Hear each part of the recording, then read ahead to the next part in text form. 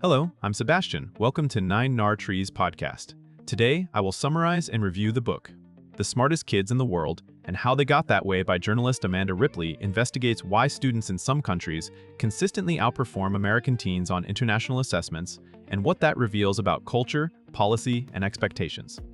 Built around immersive reporting, the book follows 3 American exchange students as they attend schools in Finland, South Korea, and Poland. Through their experiences, Ripley contrasts classroom life, homework loads, teacher status, testing pressures, and social attitudes toward learning. The narrative approach keeps the focus on real students while connecting their stories to broader research on educational outcomes. Rather than presenting a single miracle solution, the book highlights trade-offs and unintended consequences, showing how top-performing systems balance rigor, equity, and motivation in different ways. It invites readers to reconsider familiar assumptions about intelligence, merit, and what it actually takes for a nation to educate most kids well. I will give you key takeaways from this book. Firstly, learning through 3 exchange student journeys.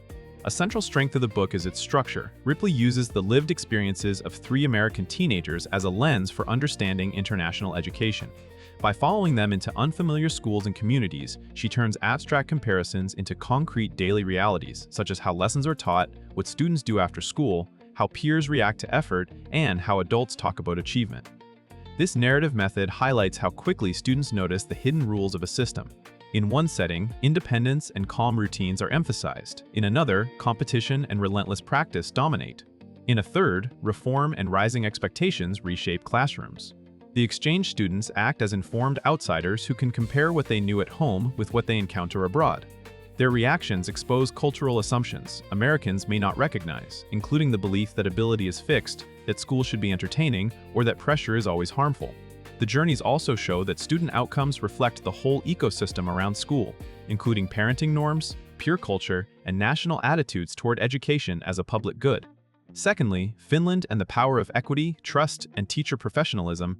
Ripley explores Finland as an example of high performance paired with a relatively low-stress academic environment. A key theme is the country's commitment to equity, minimizing large disparities between schools, supporting struggling students early, and maintaining a social safety net that reduces the effects of poverty on learning. The book also highlights the professional status of teachers. Teaching is treated as a selective, respected career, and educators are given meaningful autonomy to make instructional decisions rather than being micromanaged through constant external mandates. This trust-based approach is presented as a system choice with consequences. It requires rigorous preparation and accountability through professional standards, not just through frequent standardized testing. Finland's model challenges the idea that competition between schools is necessary for excellence. Instead, the book suggests that when most schools are reliably good, families can focus less on gaming the system and more on learning. Ripley also points out trade-offs and cultural context, emphasizing that policy cannot be copied mechanically without considering how values, governance, and social norms support the approach. Thirdly, South Korea and the high cost of extreme academic competition.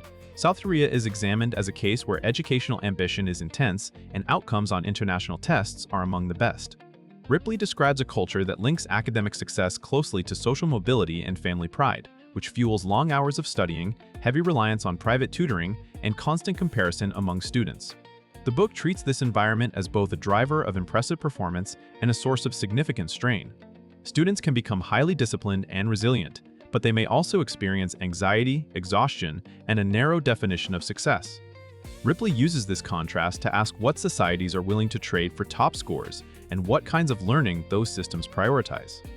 Another key idea is that pressure is not evenly distributed. It can concentrate on families who feel they cannot afford to fall behind, strengthening inequality through access to tutoring and test preparation. The South Korean case complicates simplistic narratives about raising standards. Higher expectations can work, but the book shows that without balance, the pursuit of achievement can distort childhood and limit creativity, curiosity, and well-being. Fourthly, Poland and how systemic reform can rapidly raise achievement. Poland serves as an example of a country that improves substantially by changing how secondary education is structured and by elevating academic expectations for a broader range of students. Ripley discusses how reforms can shift outcomes not only by helping top students, but by raising the floor for everyone. A major theme is delayed tracking, keeping students in a common academic pathway longer so that fewer are prematurely sorted into vocational routes that can limit later opportunities. The book also emphasizes the role of clear national standards and exams as signals that content matters and that schools will be judged on results. In this context, testing is not portrayed as a cure-all, but as one tool that can focus attention and make inequities visible. Poland's experience suggests that rapid improvement is possible when reforms are coherent and sustained long enough to change classroom practice. At the same time, Ripley points to the political and cultural challenges of reform, including resistance from interest groups and the difficulty of maintaining momentum. The Polish case underscores that education systems are designed, and redesign can change trajectories. Lastly, what international comparisons reveal about American schools and choices. Ripley uses international comparisons to examine recurring American debates about standards, accountability, funding, and local control. A key argument is that the United States often confuses inputs with outcomes and overestimates the impact of isolated reforms while underestimating the influence of culture and expectations. The book highlights how American students can be capable, yet surrounded by mixed signals. Messages that effort matters collide with beliefs that talent is innate, and the desire to protect self-esteem can reduce academic urgency. Another theme is fragmentation. With thousands of districts and uneven school quality, families may devote energy to finding the right neighborhood or program, which can intensify inequality. Ripley also explores how the status of teachers, the clarity of curricula, and the seriousness of student work differ across countries. Instead of promising a single fix, she emphasizes learning from the trade-offs other nations accept. For Americans, the practical takeaway is to focus on stronger, clearer academic expectations, a more professional teaching career, and policies that reduce extreme disparities. The comparisons are meant to provoke informed choices rather than national pessimism.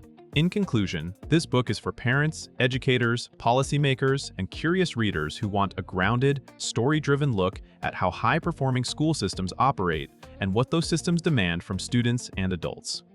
It benefits readers by replacing vague opinions about education with vivid examples of daily classroom life and the cultural expectations that shape it.